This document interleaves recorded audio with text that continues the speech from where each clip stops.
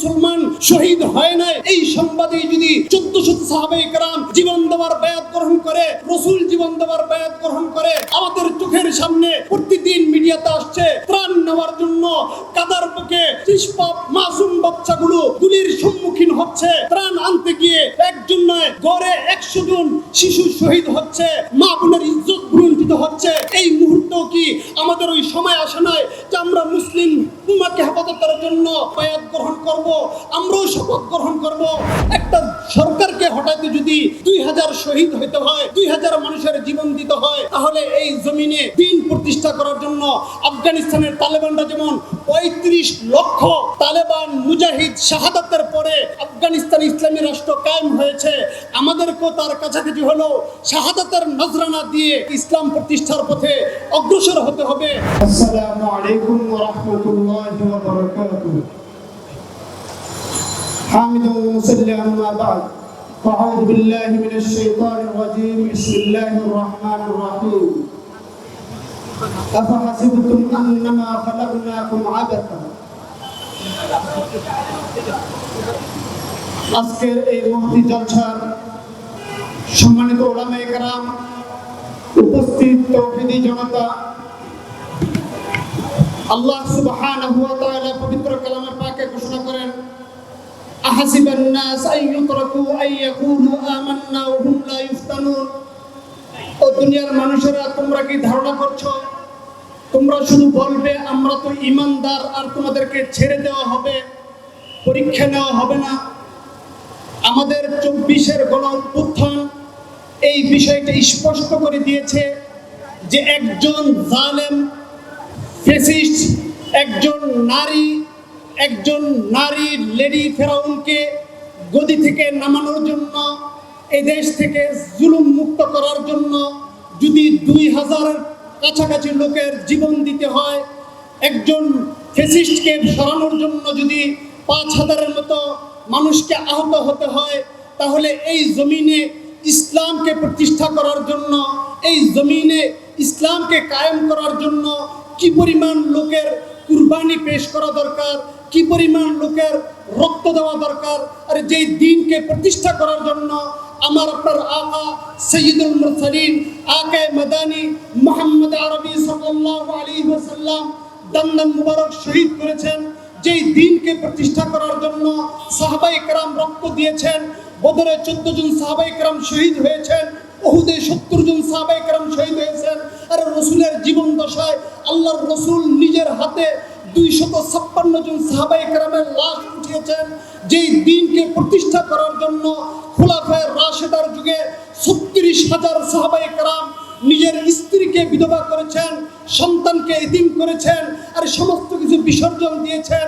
সেই দ্বীনকে সামনে নিয়ে আমরা বাংলার জমিনে সেই দ্বীনকে প্রতিষ্ঠা করব, আমাদেরকে রক্ত দিতে হবে না? কি বলেন, রক্ত দিতে হবে কিনা? আজকে আমাদের চিন্তা পরিবর্তন হয়ে গেছে। আমি শুধু একটা সময় স্বল্প একটা শুধু পত্রিকার একটা বলি, 2013 সাল থেকে 2023 সাল পর্যন্ত পত্রিকার রিপোর্ট, বাংলাদেশ থেকে লিবিয়া হয়ে ইউরোপে যাওয়ার পথে, এই রাস্তায় সমুদ্রের পথে 10 বছরে 26,000 বাংলাদেশি যুবক সাগরে ডুবে মারা গেছে। 26,000 যুবক ইউরোপে যাওয়ার জন্য নদীতে ডুবে, সাগরে ডুবে মারা গেছে। আজ পর্যন্ত কোনো মিডিয়া, কোনো যুবক, কোনো পরিবার একথা বলেন নাই আরে তারা দুনিয়া কামানোর জন্য নদীতে ডুবে, সাগরে ডুবে মারা গেল, তাদের জীবন শেষ হয়ে গেছে, তারা তো নাকাম হয়ে গেছে, একথা কেউ বলে নাই। অথচ দ্বীনের জন্য, ইসলামের জন্য, ইসলামের প্রতিষ্ঠা করার জন্য কেউ যদি জেলখানায় যায়, কেউ যদি শাহাদাত বরণ করে, তাহলে আমাদের পরিবারগুলো থেকে, আমাদের সমাজ থেকে, চতুর্দিক থেকে এই বক্তব্য আসতে যাচ্ছে যে সে ধ্বংস হয়ে গেছে, সে শেষ হয়ে গেছে, তার সমস্ত কিছু খতম হয়ে গেছে। মুহতারাম হাজিরিন, আমি শুধু একটা কথা বলে শেষ করব।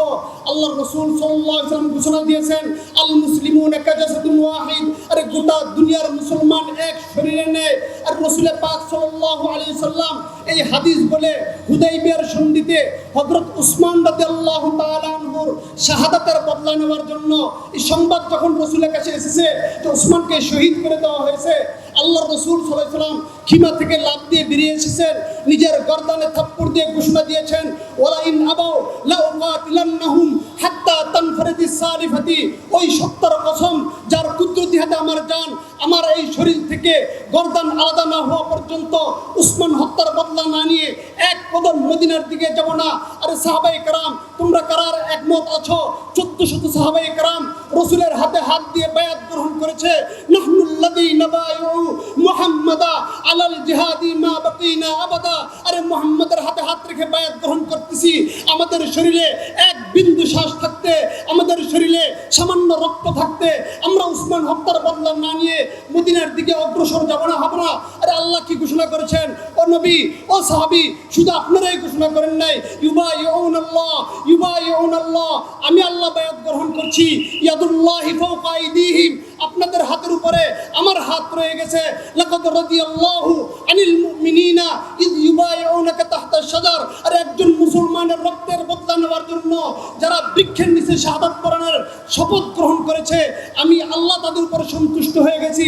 ও আমার মুসলমান ভাইরা, ওই তৌহিদি জনতা, একজন মুসলমান শহীদ হয় নাই এই সংবাদেই যদি 1400 সাহাবায়ে কেরাম জীবন দেওয়ার বায়াত গ্রহণ করে, রাসূল জীবন দেওয়ার বায়াত গ্রহণ করে, আমাদের চোখের সামনে প্রতিদিন মিডিয়াতে আসছে ত্রাণ নেওয়ার জন্য কাদার বুকে নিষ্পাপ মাসুম বাচ্চাগুলো গুলির সম্মুখীন হচ্ছে, ত্রাণ আনতে গিয়ে একজন নয় গড়ে 100 জন শিশু শহীদ হচ্ছে, মা বোনের ইজ্জত ভুলুণ্ঠিত হচ্ছে।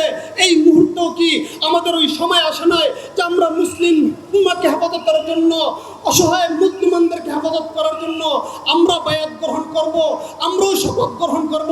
আমাদের শরীরে এক বিন্দু রক্ত থাকতে, আমাদের দেহে সামান্য পরিমাণ শ্বাস থাকতে, দুনিয়ার যে কোনো প্রান্তে একজন মুসলমানও যদি নির্যাতিত হয়, একজন মুসলমানও যদি নিপীড়িত হয়, তাদের জন্য আমরা উলামায়ে কেরামের নেতৃত্বে, ইন্তেফাদা বাংলাদেশের নেতৃত্বে আমরা ঝাঁপিয়ে পড়ব।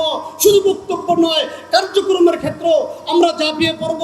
যদি এই শপথ গ্রহণ করে কার্যকরী ভূমিকায় অবতরণ করতে পারি, তাহলে ওই মাসুম বাচ্চাদের সামনে আমাদের জবাব দেওয়ার সুযোগ হবে।